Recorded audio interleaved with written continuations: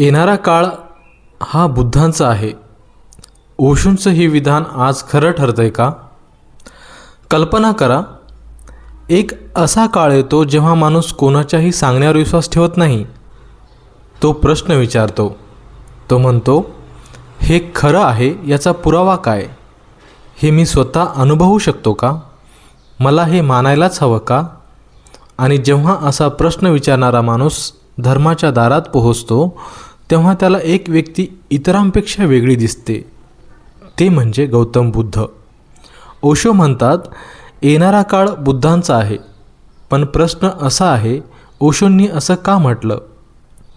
भविष्यातील माणूस बुद्धांकडेच का आकर्षित होईल? आणि सर्वात महत्त्वाचं, आज विज्ञान, तंत्रज्ञान आणि कृत्रिम बुद्धिमत्तेच्या युगात 2500 वर्षापूर्वींचा बुद्ध आधुनिक माणसाला काय देऊ शकतो? आजची ही कथा कदाचित तुमच्या धर्माकडे पाहण्याचा दृष्टिकोनच बदलून टाकेल. माणूस जसं जसं पुढे जातोय तसे तसे त्याच्या प्रश्नांची संख्या वाढत चालली आहे. पूर्वी माणूस म्हणायचा, माझ्या पूर्वजांनी हे मानलं आहे म्हणजे ते खरं असणार. पण आजचा माणूस विचारतो, का? पूर्वी एखाद्या गोष्टीला प्रश्न विचारणं म्हणजे श्रद्धेचा अपमान मानला जायचा.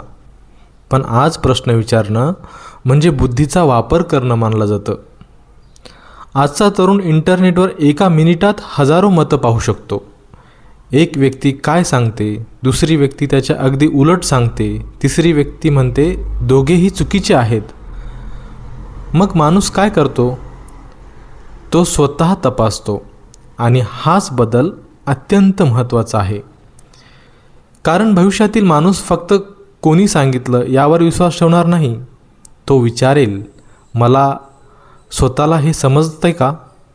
आणि इथेच बुद्धांचा मार्ग अत्यंत वेगळा दिसतो. बुद्धांच्या शिकवणीतील एक अत्यंत महत्त्वाची गोष्ट म्हणजे स्वतः तपासा, स्वतः अनुभवा. एखादी गोष्ट परंपरा आहे म्हणून स्वीकारू नका. एखाद्या ग्रंथात आहे म्हणून स्वीकारू नका. एखादा शिक्षक सांगतो म्हणून स्वीकारू नका. तुमच्या स्वतःच्या अनुभवातून सत्य स्पष्ट झालं तरच ते स्वीकारा. हा दृष्टिकोन आजच्या वैज्ञानिक विचारसरणीशीही काही बाबतीत सामर्थ्य दाखवतो. निरीक्षण करा, प्रश्न विचारा, तपासा, अनुभव घ्या. बुद्धांनी माणसाला फक्त उत्तर दिलं नाही, त्यांनी त्याला स्वतः शोधण्याची दिशा दिली. आणि कदाचित म्हणूनच बुद्धांचा विचार काळाच्या पुढे जाणारा वाटतो. इथे एक महत्त्वाचा प्रश्न आहे, बुद्धांकडे आपण एका धार्मिक व्यक्तीप्रमाणे पाहायचं का, की एका महान विचारवंताप्रमाणे? बुद्धांच्या शिकवणीत माणसाच्या दुःखाचा प्रश्न मध्यभागी आहे. माणूस दुःखी का होतो? त्याला अस्वस्थता का जाणवते? इच्छा पूर्ण झाल्यानंतरही मन पुन्हा काहीतरी का शोधत राहतं? आपल्याला जे मिळालं आहे ते टिकून राहावं अशी इच्छा का असते? आणि जे काही आपल्याला नको आहे ते दूर जावं अशी इच्छा का असते? बुद्धांनी बाहेरच्या जगाला बदलण्यापेक्षा आधी मनाकडे पाहायला सांगितलं. कारण बाहेरच्या परिस्थितीवर आपण पूर्ण नियंत्रण नसतं.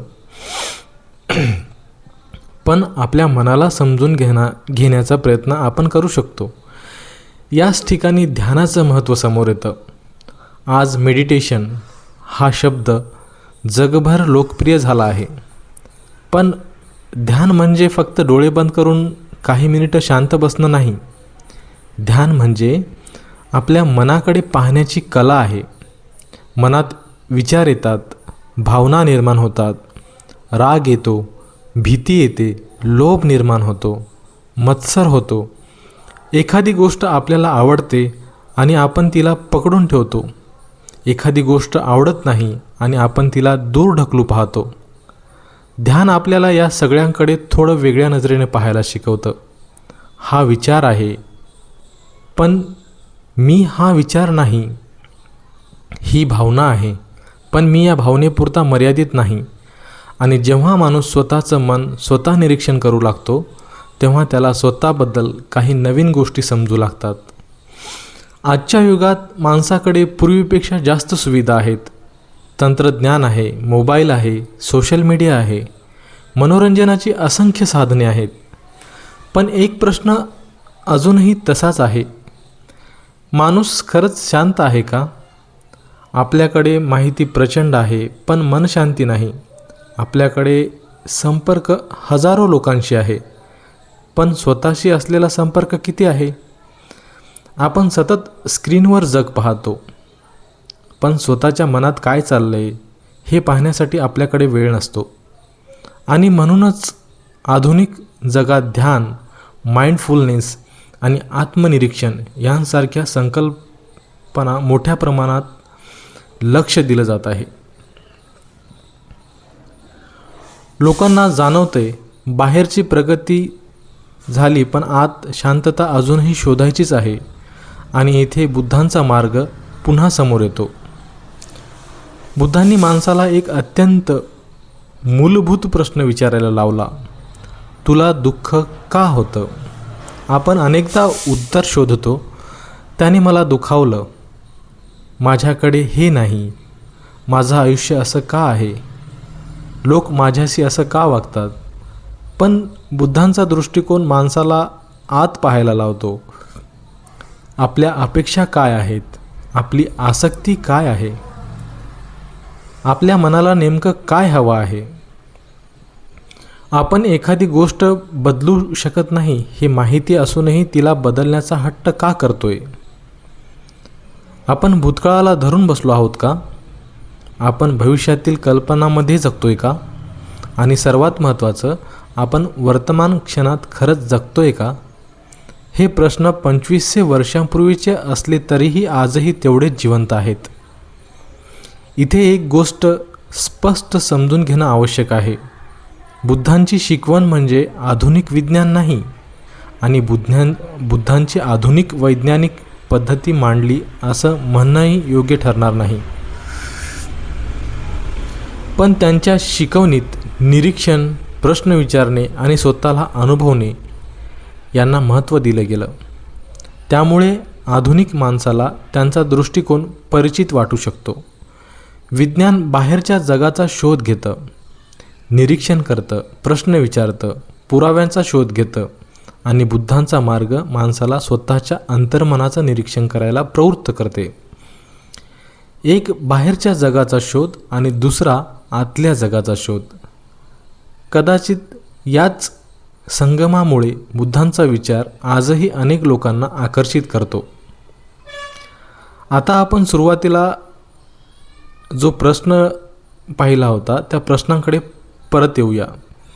ओशो म्हणतात, येणारा काळ बुद्धांचा आहे. याचा अर्थ असा नाही की भविष्यात जगातील प्रत्येक व्यक्ती बुद्ध धर्म स्वीकारेल.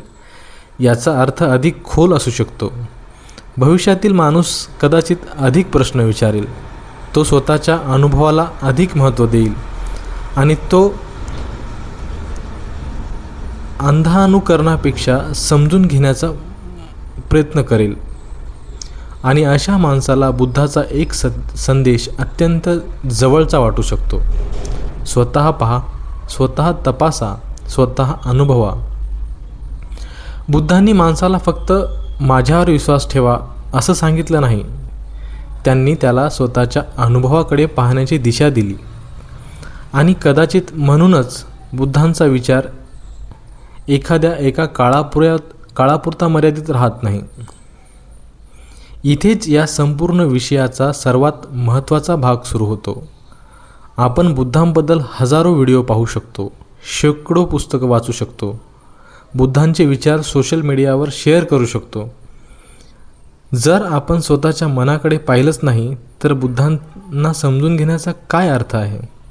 बुद्धांची शिकवण फक्त वाचण्यासाठी नाही, ती जीवनात पाहण्यासाठी आहे.